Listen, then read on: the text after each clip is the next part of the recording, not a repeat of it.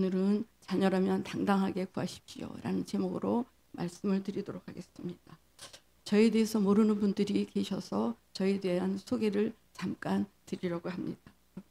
저는 2009년 4월에 늦은 나이에 목사 안수를 받았습니다. 그 전에 만 6년 동안 전도사 사역을 했습니다.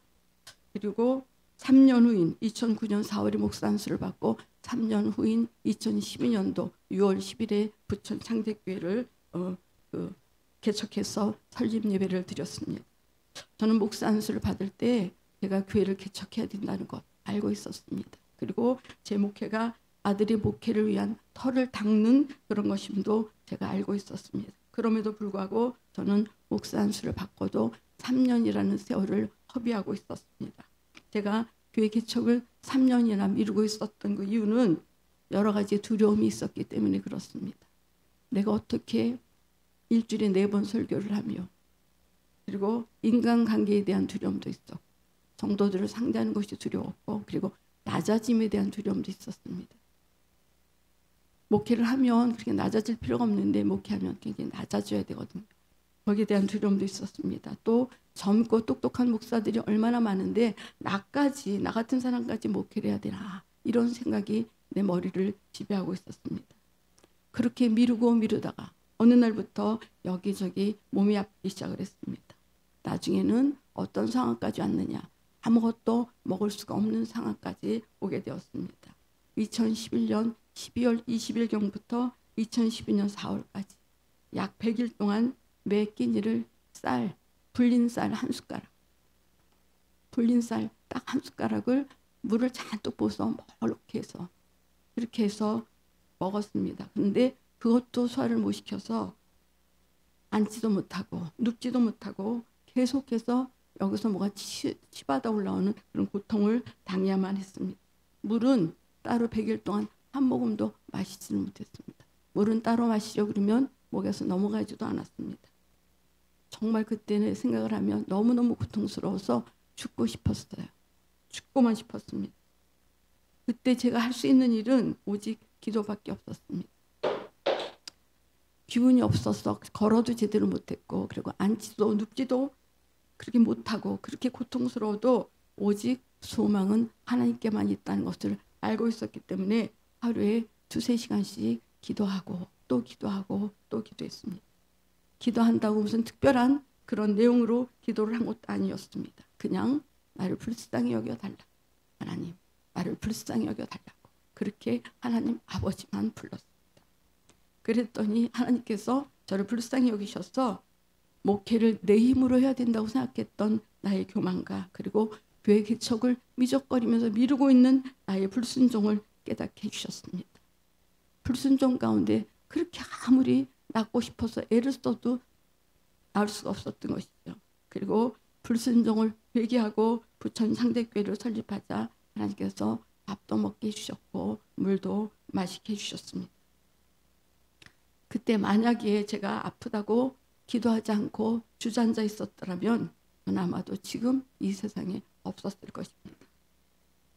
그 와중에도 하나님밖에 소망이 없음을 알고 하나님께 기도하고 그냥 기도 안 했어요. 하나님 아버지, 하나님 아버지. 그냥 하나님 아버지 이름만 불렀어요.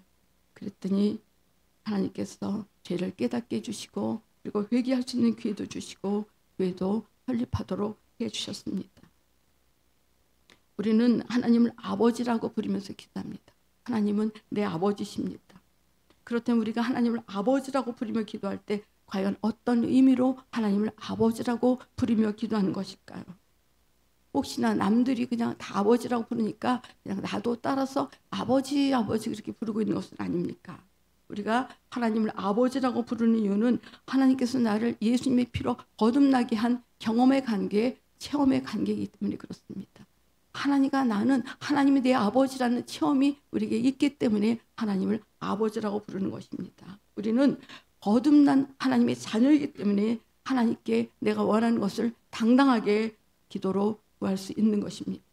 여러분 산모는요 죽을 고통을 다해서 죽을 힘을 다해서 아이를 낳습니다. 그리고 낳은 후에도 온갖 정성을 다해서 아이를 키웁니다. 부모는 자녀에게 받은 것이 아무것도 없어요. 그래도 죽을 힘을 다해서 아이를 키웁니다. 자녀는 태어나면서부터 부모로부터 모든 것을 받고도 매일 더 달라고 하지요. 대학에 들어갈 때 어떻습니까? 등록금 주세요 아버지, 나 대학 합격했어요. 이렇게 아주 당당하게 말합니다. 왜 그럽니까? 부모가 당연히 줄 줄로 믿기 때문에 그렇게 당당하게 구하는 것입니다. 우리가 무슨 염치로 하나님께 달라고 구할 수 있습니까? 우리가 무슨 염치가 있다고 하나님 아버지께 아버지 이거 주세요 저거 주세요 그렇게 구합니까? 오직 내가 하나님의 자녀라는 신분 하나 때문에 하나님 아버지께 당당하게 구하는 것입니다. 우리는 원래 하나님께 달라고 할 자격이 없어요. 우리는 아무 자격 없는 사람이에요. 그러나 이제는 자녀가 되었기 때문에 하나님께 달라고 이렇게 구할 수 있는 것입니다. 누가복음 15장에 나오는 탕자가 무슨 자격으로 자기 아버지께 나에게 돌아올 분깃을 주세요 그렇게 말했겠습니까? 아버지가 자식에게 왜 재산을 줘야 돼요? 왜 재산을 줘야 됩니까? 자녀가 태어나면서부터 빈자리 마른 자리 갈아내면서 자식 하나 잘 키우려고 자기 인생 전부를 다 바친 것도 엄청난 희생인데 아버지는 그런 철없는 자식의 요구를 무시하지 않고 재산을 나누어 주었습니다. 망할 줄 뻔히 알면서도 재산을 나눠줘요. 왜 그래요? 왜? 자식이니까. 자녀이기 때문에. 우리도 하나님의 자녀이기 때문에 하나님의 뜻에서 벗어나지 않는 한 하나님께 달라고 할 권리가 있는 거예요. 우리는 권리가 있어야 아버지께 주세요. 아버지 이거 주세요. 저거 주세요 할 권리가 우리에게 있는 것입니다. 또 우리의 기도를 들으시는 하나님 아버지께서는요. 자녀에게 유익이 된다. 그러면 기꺼이 모든 것을 주시는 그런 분이십니다. 이런 권리가 우리에게 있음을 믿고 기도할 때 하나님 아버지의 능력이 내 능력이 되고 아버지가 가지고 계시는 그런 분깃이 나의 분깃이 되고 아버지가 주시는 영생이 나의 영생이 되는 것입니다. 우리가 하는 기도는요. 부잣집 대문 앞에서 거지가 구걸하듯이 주세요 주세요 이런 기도가 아니에요. 그래서 저는 우리 성도들이 막 울면서 막 애걸하듯이 기도하면요. 왜 저렇게 기도하나. 좀 당당하게 하지. 전 그런 생각이 듭니다. 또 권력 있는 사람 앞에서 꼭 한 번만 도와주세요. 꼭 한 번만 도와주세요. 그렇게 사정하는 것도 아니에요. 하나님 아버지와 우리의 관계는 그렇게 구걸하고 사정하듯이 구해야 되는 그런 관계가 아니에요. 하나님 아버지는 내 아버지. 나는 하나님의 자녀. 우리 자녀가 부모에게 뭐 구할 때 사정합니까? 한 번만 도와주세요. 한 번만. 절대 그러지 않습니다. 당당하게 구합니다. 하나님 아버지와 나와의 관계도 그런 관계입니다.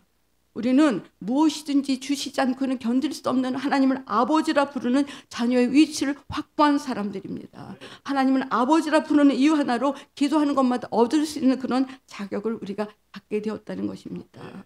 하늘에 계신 우리 아버지는 자녀인 우리에게 모든 복을 주기를 원하시는 분이에요. 우리 아버지는 인색한 분이 아니에요. 막 약 올렸다가 겨우 주는 그런 분이 아니에요. 모든 좋은 것을 우리에게 마음껏 주기를 원하시는 그분이 우리의 아버지 하나님이십니다. 그렇게 하나님 아버지의 심정을 아는 자녀는요. 믿음을 가지고 무엇이든지 구할 수밖에 없습니다.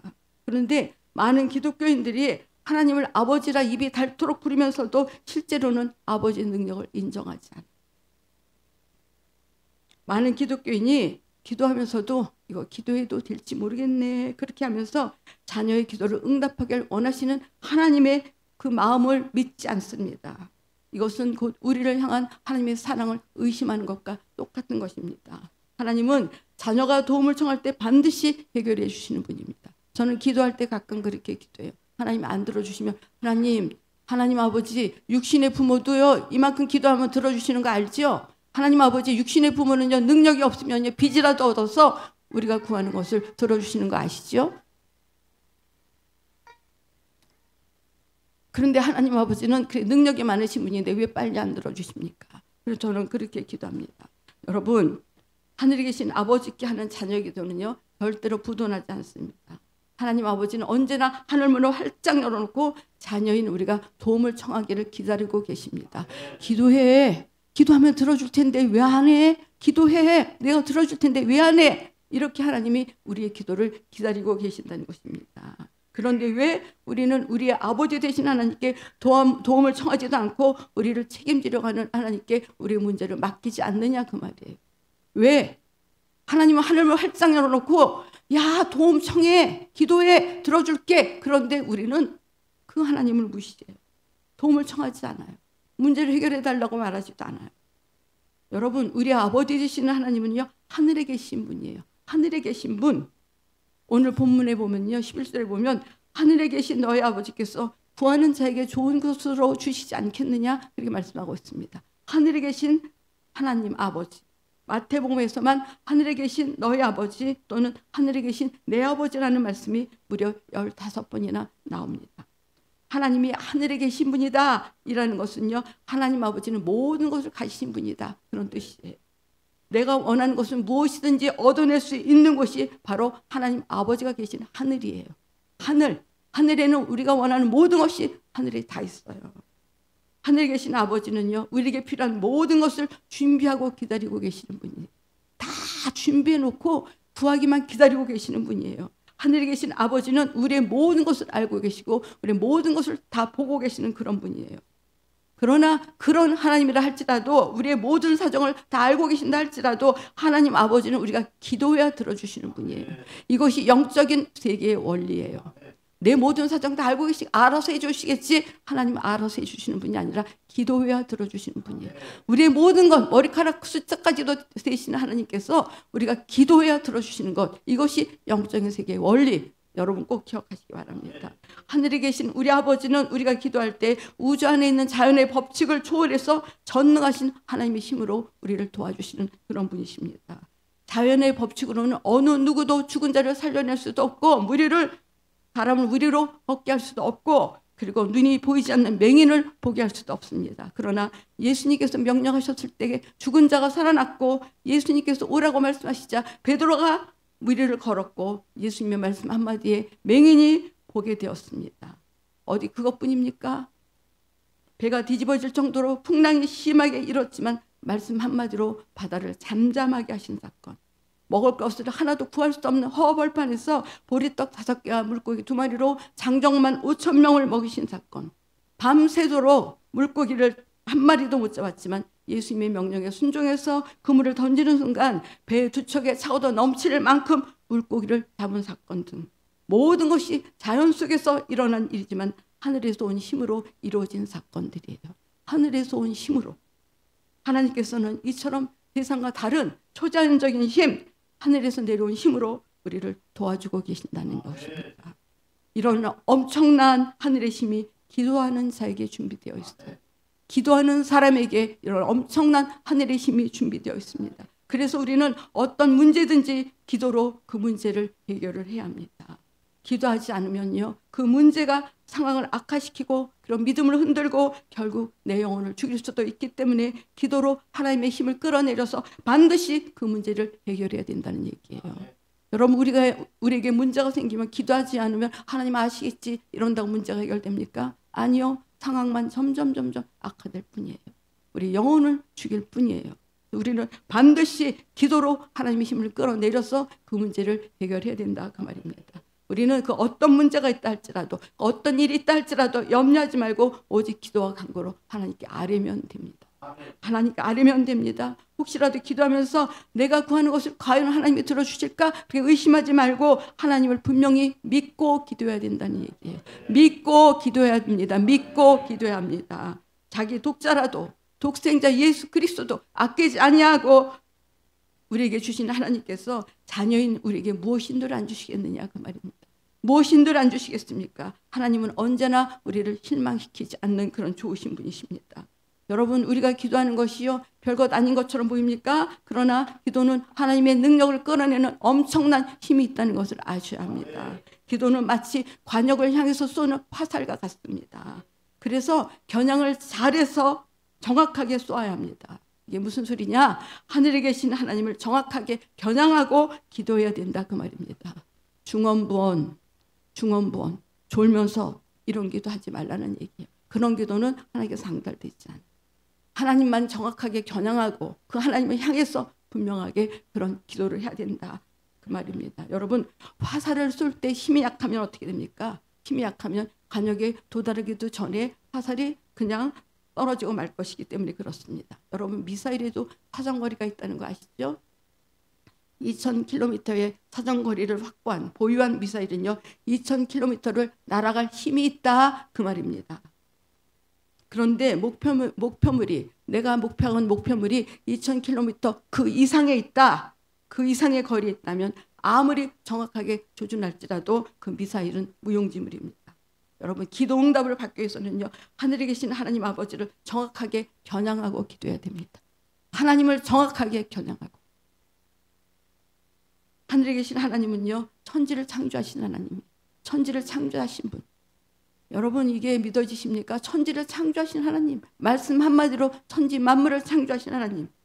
그리고 또 계시록 6장 14절에 보면 하늘을 종이처럼 줄돌 말아서 사라지게 하시는 분. 이 하늘, 엄청난 하늘을 그냥 종이처럼 줄돌 말아서 사라지게 하시는 분이고, 또 베드로후서 3장 10절에 보면 만물을 불에 녹여서 없애버리실 만큼 절대적인 힘을 가진 능력자요, 그리고 전능자요, 심판주.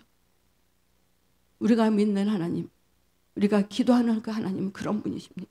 그런데 오늘날 많은 사람들이 기도한다고 하면서 이와 같은 힘과 능력을 가진 하나님을 찾는 것이 아니라 생각 속에서 자기 마음대로 정한 하나님을 찾아요. 여러분 점검해 보세요. 내가 만든 하나님을 내가 믿고 있지 않는가?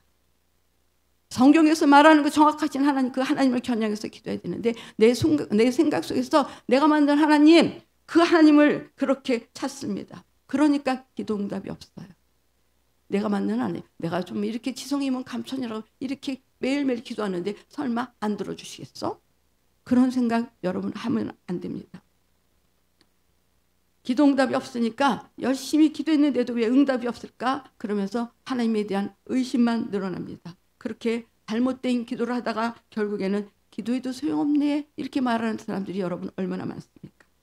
기도가 상달되려면 하늘에 계신 하나님을, 하늘에 계신 내 아버지 하나님을 정확하게 겨냥해서 기도해야 됩니다. 정확하게 겨냥해서. 기도하는 소리를 들어보면 얼마나 많은 사람들이 하나님이 아니라 사람을 겨냥해서 기도하는지 모릅니다. 기도 잘한다는 소리를 듣기 위해서 얼마나 유창하게 기도하는지 모릅니다. 그러나 사람의 귀에는 기도 소리가 들렸는데 하나님께는 들리지 않는 기도, 그런 기도를 한 것입니다.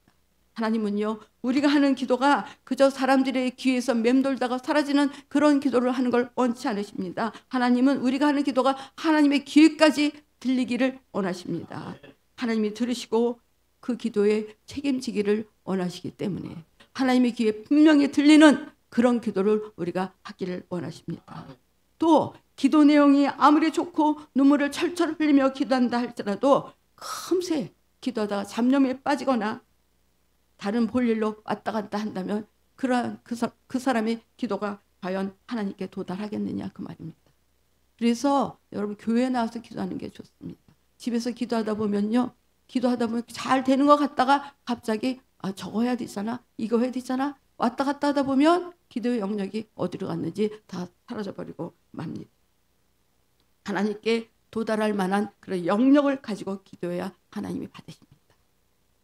그래서 하나님께서 우리에게 부르짖어 기도하라 이렇게 말씀하고 계시는 거예요. 부르짖어 기도하라. 예레미야 33장 3절에 보면 너는 내게 부르짖으라 내가 내게 응답하겠고 내가 알지 못하는 크고 은밀한 일을 내게 보이리라 그렇게 말씀합니다. 부르짖어 기도해야 잡념이 사라지고 하나님께 상달될 만한 영역 있는 기도를 할 수 있습니다. 여러분 흥얼흥얼하는 기도, 저는 그런 기도 너무너무 싫어하는데요. 정확하게 하나님만 겨냥해서 기도하면 흥얼흥얼하는 기도 안 나와요. 부르짖어 기도한다고 하는데 흥얼흥얼 하면 아유 저 양반 졸다가 말다가 지금 저렇게 기도하고 있구나. 그걸 제가 느낍니다. 여러분 하나님 아버지께 상달되는 기도를 하지 않는다면 아무리 열심히 기도한다 할지라도 응답하실 하나님과는 아무 상관이 없어요. 또 하나님과 역방향으로 가면서 기도해도 상달되지 않습니다. 하나님과 역방향으로 가는 게 뭐예요? 하나님은 사랑하라고 말씀하시고 용서하라고 말씀하셨는데 우리가 용서하지 않고 사랑하지 않고 미움을 품고 기도한다면 하나님께 그 기도가 상달되지 않아요. 하나님께서 기도를 들으실 수가 없어요. 미운 품을 품고 하는 기도를 하나님이 어떻게 들으시겠습니까? 미운 사람이 있으면 정직하게 고백하세요. 하나님 이 사람이 너무 미운데요. 미워하면 안 된다고 하는데 너무 미워요. 하나님 나 좀 도와주세요. 이렇게 기도하세요. 그럼 그 기도는 하나님이 들으셔요. 그러나 미움을 품고도 에휴 아무리 내가 그 사람 미워해도 나는 하나님을 이해하실 거야. 그 사람은 그렇게 매일 미운 짓만 하잖아. 이러면서 기도하면 내가 만든 하나님께 기도하는 거예요. 하나님은 미움을 품고 하는 기도를 들으실 수가 없는 그런 분이십니다. 그래서 마가복음 11장 25절에서 주님이 무엇이든지 기도하고 구한 것은 받은 줄로 믿으라. 그리하면 너에게 그대로 되리라. 말씀하신 후에 이어서 26절에서 서서 기도할 때 아무에게나 혐의가 있거든 용서하라. 그리하여야 하늘에 계신 너희 아버지도 너희 허물을 사하여 주시리라. 그렇게 말씀하신 것입니다. 우리가 영역을 가지고 기도해야 하는 이유가 또 있습니다. 어떤 이유냐? 우리의 기도를 방해하는 악한 영의 역사가 있기 때문에 그렇습니다. 성경을 보면 다니엘이 기도한 후에 천사가 응답을 가지고 내려올 때 21일 동안을 악한 영의 역사가 방해했다. 그렇게 말씀하고 있습니다. 다니엘서 10장 12절부터 14절을 보면 그가 내게 이르되 천사 가브리엘이 내게 이르되 다니엘아 두려워하지 말라. 내가 깨달으려 하여 내 하나님 앞에 스스로 겸비하게 하기로 결심하던 첫날부터 내 말이 응답받았으므로 내가 내 말로 말미암아 왔느니라. 그런데 바사 왕국의 군주가 마귀가 21일 동안 나를 막았으므로 내가 거기 바사 왕국의 왕들과 함께 머물러 있더니 가장 높은 군주 중 하나인 미가엘이 와서 나를 도와주므로 이제 내가 마지막 날에 내 백성이 당할 일을 깨닫게 하러 왔노라. 그렇게 말씀하고 있습니다. 우리가 기도할 때 우리의 기도를 방해하는 악한 영의 역사가 있습니다. 악한 영의 역사가 있습니다. 그래서 처음부터 기도가 상달되지 못하도록 가로막는 경우가 있고 또 기도는 상달되었으나 응답이 내려오지 못하도록 방해하는 경우가 있다는 거예요. 그래서 우리가 부르짖어 기도하거나 정말 손을 흔들고 기도하거나 정말 힘있게 그렇게 기도하는 것입니다. 그럴 때 잡념이 사라지고 하나님께만 집중할 수 있고 그리고 나도 모르게 하늘로부터 힘이 주어집니다. 영역이 생긴다는 거예요. 영역이 악한 영이 내 기도를 방해하지 내가 절대 악한 영에게 당하면 안 되지. 난 부르짖어 기도하고 하나님만 겨냥해서 기도해서 반드시 내가 이겨야 돼. 그렇게 기도할 때 잡념이 사라지고 하나님께 집중할 수 있고 그리고 나도 모르는 사이 우리에게 영역이 생기는 것입니다. 여러분 마귀는요 우리가 하나님께 상달되는 기도를 하지 못하도록 온갖 방해를 다 합니다. 여러분 하나님께 상달되는 기도를 하지 못하면서도 나는 매일 몇 시간씩 기도하기 때문에 난 기도하는 사람 이렇게 속는 사람이 얼마나 많은지 아십니까? 아 나는 뭐 집에서도 기도 새벽에도 기도해 밤에 와서도 기도해. 그런데 기도하는 건 하나도 하나님께 상달되지 않아요. 너무 불쌍하지요? 너무 불쌍합니다. 우리는 기도할 때 우리의 기도가 상달하지 못하도록 가로막고 있는 악한 세력이 있다는 것과 기도 응답이 되지 못하도록 그렇게 방해하는 악한 세력이 있다. 그것을 알고 기도를 해야 됩니다. 기도할 때 이런 영적인 세계를 알고 기도하시라 그 말입니다. 그래야 우리가 하나님을 겨냥하고 영역 있는 기도를 할 수 있습니다. 그래야 우리의 기도가 상달되지도 못하게 하는 음부의 그 권세 그것을 우리가 이길 수 있습니다. 실컷 기도하고 응답받지 못한다면 얼마나 큰 손해입니까? 시간을 투자해서 기도했는데 하나님이 응답하실 수 없다면 하나님이 더 애가 타실 것입니다. 기도하고 응답받지 못하는 우리보다 정말 주고 싶어도 주지 못하는 하나님이 얼마나 더 답답해 하시느냐 이 말입니다. 그래서 우리는 하나님이 인정하실 만한 확실한 그런 기도를 해야 됩니다. 하늘에 계신 하나님 아버지를 정확하게 겨냥해서 응답될 때까지 포기하지 않고 힘있게 기도해야 된다 그 말입니다. 여러분 예수님은 하나님의 아들이시지만 하늘의 모든 권세를 내려놓고 육신을 입고 이 땅에 오셔서 우리의 죄를 다 담당하시고 십자가에 달려서 피 흘려 죽으셨습니다. 그런데 예수님은 죽은 지 사흘 만에 다시 살아나셨어요. 십자가에 못 박혀 피 흘려 죽으신 그 주님이 사흘 만에 다시 살아나셨습니다. 여러분 이 세상 어느 누구도 해결하지 못했던 죽음이라는 불가능을 해결하셨다 이 말이에요. 누가 부활할 수 있어요? 누가 다시 살아날 수 있어요? 물론 죽었다고 살아나는 사람이 있지만 영원히 다시 사는 사람은 없지요. 죽음, 예수님의 부활 사건은 불가능을 파괴할 수 있는 힘이 하나님께 있음을 분명히 나타내신 것입니다. 죽음을 파괴할 수 있는 힘, 그 힘은 오직 하나님밖에 없습니다. 하나님은 부활의 그 능력으로 자녀인 우리를 도와주기를 간절히 원하십니다. 우리가 세상 어떤 방법보다 하나님의 도움으로 살기를 원하십니다. 여러분 어떤 돈 많은 부자가 이 땅에서 나는 부족한 것이 하나도 없다 그렇게 생각했습니다. 부자는 정말 맛있는 음식도 마음껏 먹고 옷도 사 입고 싶은 대로 다 사 입고 최고로 좋은 차도 타고 다니면서 부족한 것이 전혀 없었습니다. 그런데 어느 날 갑자기 건강에 이상이 생겨서 병원에 입원했습니다. 최고로 좋은 병원에 최고로 좋은 특실에 입원하고 대단하다 할 만한 사람들이 다 문병을 왔습니다. 그러나 현대의학으로 전혀 손쓸 수 없는 불치병이라는 진단이 나온다면 이 절망을 어찌하면 좋겠습니까? 이 땅에서 정말 잘 먹고 잘 살았는데 불치병에 걸렸대요. 얼마 못 산대요. 그렇다면 어떻게 되겠느냐 그 말입니다. 여러분, 인생을 살다 보면 누구라도 자신의 힘으로는 도저히 답을 찾을 수 없고 해결할 수 없는 절망적인 상황을 만나게 돼요. 나는 아니겠지. 이 세상에 어느 누구도 이해가 없습니다. 육신을 가진 인간은요, 어느 누구도 이런 절망적인 상황을 만나게 됩니다. 누구라도 재정적인 문제에 당할 수 있고요. 누구라도 질병의 문제에 부닥칠 수 있고요. 누구라도 방역의 문제, 인간관계에서 생기는 문제 등을 만날 수밖에 없게 됩니다. 그럴 때 어떤 사람은 고통을 견디지 못하고 그래서 극단적인 선택을 하는 경우도 있습니다. 이처럼 세상 사람들은 인간의 힘으로 해결할 수 없는 불가능한 문제가 생기면 자포자기예요. 자포자기하고 죽어버릴까? 그래서 많은 사람들이 자살을 택합니다. 여러분, 우리가 인간이 대단한 존재 같지요? 그런데 전혀 그렇지 않습니다. 우리 인간은요, 5분 후에 무슨 일이 일어날지 아무도 몰라요. 잠시 후에 무슨 일이 일어날지 아무도 모르는 연약한 존재가 우리 인간이에요. 이런 연약한 존재이기 때문에 불가능한 문제에 부딪히게 되면 다 좌절하고 말게 됩니다. 그러나 하나님을 아버지라 부르는 사람은요, 인간이 해결할 수 없는 그런 불가능한 문제 앞에서 포기하지 않아요. 하나님을 아버지라 부르는 사람들은 절대로 포기하지 않습니다. 도리어 그때가 하늘의 힘을 끌어내릴 절호의 찬스요, 신령한 기회다, 그렇게 생각합니다. 비록 우주 안에 있는 힘으로 해결할 수 없는 문제일지라도 능히 해결하실 하나님 아버지께서 우리에게 계시고, 그리고 그 하나님께 우리가 기도할 수 있기 때문에 그렇습니다. 우리는 일평생 사는 동안 수많은 문제가 산재해 있어도 하나님 아버지께서 우리와 함께 계시니까 걱정할 필요가 없습니다. 우리는 어려운 문제가 있어도 그 문제를 능히 해결하실 하나님 아버지가 계시기 때문에 좌절할 필요도 없고 절망할 필요도 없습니다. 불가능한 일이 있어도 생겨도 그 불가능을 능히 해결하실 우리 하나님이 우리 아버지이기 때문에 그렇습니다. 그런데 문제가 있습니다. 어떤 문제냐?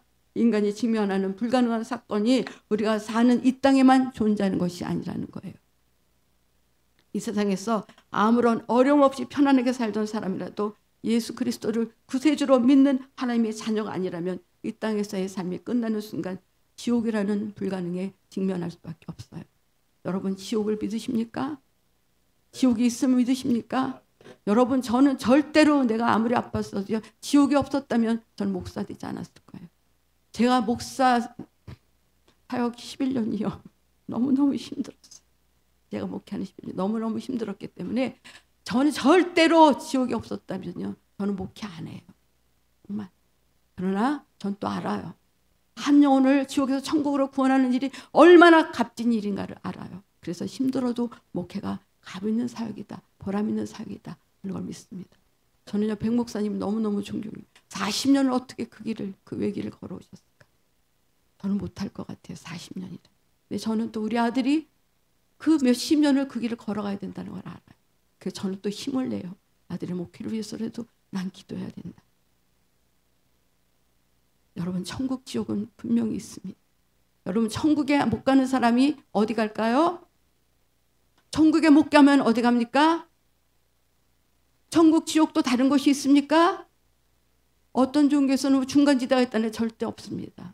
하나님 말씀에는 천국, 지옥 두 군데 없습니다. 천국에 못 가는, 예수 그리스도를 내 구세주로 믿고 모든 죄사함을 받은 사람들이 가는 천국, 그곳에 못 가는 사람은 다 지옥에 갑니다. 누가복음 16장에 나오는 부자는요, 이 땅에 사는 동안에 아쉬움이 하나도 없는 그런 사람이었어요. 그런데 육신이 끝나는 순간 지옥의 불꽃 가운데 들어가서야 비로소 불가능한 일이 있다는 사실을 알고 그곳에서 물 한 방울 얻기 위해서 목이 찢어지라 부르짖어 기도했습니다. 그런데 그것마저도 거절당하고 말았습니다. 우리의 기도응답은 육신이 있을 때, 우리가 천국 갈 수 있는 기회는 우리 육신이 있을 때뿐이에요. 지옥에서 아무리 부르짖은들 거기서는 다 거절이에요. 그렇게 자비로우신 하나님이요, 지옥에 떨어지는 사람들이 거기서 아무리 울부짖고 부르짖는다 할지라도 전혀 기도에 응답하지 않으십니다. 이 세상에서는 오히려 나사로가 불가능으로 충만했던 그런 사람이었습니다. 부잣집 대문 앞에 쭈그리고 앉아서 부자의 상에서 떨어지는 부스러기를 먹던 나사로와 많은 재산을 가지고 호요식하는 그런 부자를 비교할 때 당연히 이 세상에서는 나사로가 불가능으로 충만했던 그런 사람이었습니다. 이렇듯 인간의 눈으로 바라볼 때 부자와 나사로는 상대가 되지 않았습니다. 하지만 실상 육신이 끝난 다음에는 나사로는 불가능에 전혀 없는 낙원에서 영원히 행복한 사람이 되었고, 부자는 지옥의 불꽃 가운데서 불가능으로 충만한 그런 영원히 비참한 인생을 살게 되었습니다. 여러분, 우주 안에 있는 것은요, 아무리 대단해도 다 한계가 있어요. 우리가 사는 우주 안에는요, 대단한 것 같이 보여도 다 한계가 있습니다. 어느 때는 다 없어질 그런 것들입니다. 그렇다면 우리에게 불가능한 일이 생길 때 어떻게 해결해야 됩니까? 지금까지 말씀드렸죠. 불가능한 내 문제에 하나님이 개입하셔야 합니다. 인간의 힘으로 할 수 없는 것을 하늘의 힘으로 해결하려는 것이 기도예요. 내 힘으로 할 수 없는 것, 그것을 하나님의 힘으로 해결하려고 하는 것, 그것이 기도예요. 하나님의 절대적인 힘을 실질적으로 사용하는 것이 기도예요. 하나님이 아무리 능력이 많으시고 그리고 내 아버지가 되신다 할지라도 하나님의 전능하신 능력을 실질적으로 사용하는 것, 그것이 우리의 기도라는 말입니다. 우리가 기도하는 것은 세상에서 누구나 할 수 있는 것을 경험하려고 하는 것이 아닙니다. 이 땅에서는 경험할 수 없는 하나님의 능력, 다시 말하면 이적을 경험하기 위해서 우리가 기도하는 것입니다. 우리는 하늘에 계신 하나님을 아버지라고 부르는 그분의 자녀예요. 하나님이 내 아버지, 엄청난 사건이죠. 아버지의 전능하신 능력으로 우주 밖의 힘을 끌어내려서 모든 불가능을 해결하며 사는 사람들이 바로 우리라는 거예요. 이런 문제도 해결하시겠어? 이런 일 절대 의학으로도 안 돼. 모든 것으로도 안 돼. 이런 것도 내가 기도한다고 하나님이 들어주시겠어? 우주 안에는 불가능으로 가득해요. 그런데 우주 밖에 하늘의 힘은요, 무엇이든지 가능해요. 하늘의 힘을 끌어내리는 것, 그것이 우리가 하는 기도예요. 기도가 얼마나 위대한 일인지 몰라요. 하나님이 우리에게 기도하라고 하신 것은요, 불가능으로 충만한 우리 인생을 하시고 우리를 도와주시기 위해서 구하라 그렇게 말씀하신 것이죠. 우리를 힘들게 하려고 그러신 것이 아니라 구하면 무엇이든지 들어줄게, 구해. 그래서 우리에게 하나님이 기도하라고 말씀하신 것입니다. 우리는 아버지가 가진 힘으로 세상에서 불가능한 일을 해결하고 또 영원의 때에도 지옥이라는 불가능의 문제를 해결하려고 예수를 믿어서 그분의 자녀가 되었습니다. 우리가 거듭나서 하나님을 아버지라 부르는 자녀의 신분이 되었다면 이제 기도하면 주시겠다고 말씀하신 하나님 아버지를 믿어야 합니다. 믿어야 합니다. 그리고 기도해서 영육 간의 불가능을 해결해야 된다, 그 말입니다. 우리 중에 문제 없는 사람은 아무도 없어요. 인간은요, 문제 없이 살 수 있는 존재가 아니에요. 그런데 그 문제 때문에 근심하고 걱정 아무 소용없어요. 염려한다고 우리 키가 1cm라도 아니 1mm라도 자랄 수 있습니까? 그렇지 않아요. 여러분, 기도하면 주시겠다고 말씀하신 거 하나님을 믿어야 돼요. 그리고 기도해서 우리의 모든 문제를 해결을 받아야 됩니다. 저는요, 새롭게 시작되는 아름다운 창대교회에 대한 소망이 있어요. 비전이 있습니다. 저는 아름다운 창대교회가 기도하는 교회로 창대해지길 원합니다. 아름다운 창대교회가 기도하는 교회, 그래서 예수님이 일하시는 교회가 되길 원합니다. 우리 교회가 예수를 처음 만난 사람들도 기도하는 교회, 기도하고 싶어도 할 줄 몰랐던 사람들이 기도하는 사람들로 만들어지는 교회, 그래서 기도응답이 넘치는 교회, 그래서 하나님의 이적이 넘치는 교회, 불가능한 문제들 해결받는 교회, 예수님의 일하심이 소문나는 교회, 사람이 소문나는 게 아니라 예수님이 소문나는 교회, 그런 교회가 되기를 꿈꿉니다. 그리고 그런 교회가 되기를 위해서 기도하고 있습니다. 부디 하늘에 계시는 하나님 아버지께 기도함으로 불가능한 문제들 해결받는 하나님의 이적을 경험하는, 그래서 예수가 소문나는 교회를 만드는 저와 여러분이 되시기를 예수님의 이름으로 축원을 드리겠습니다.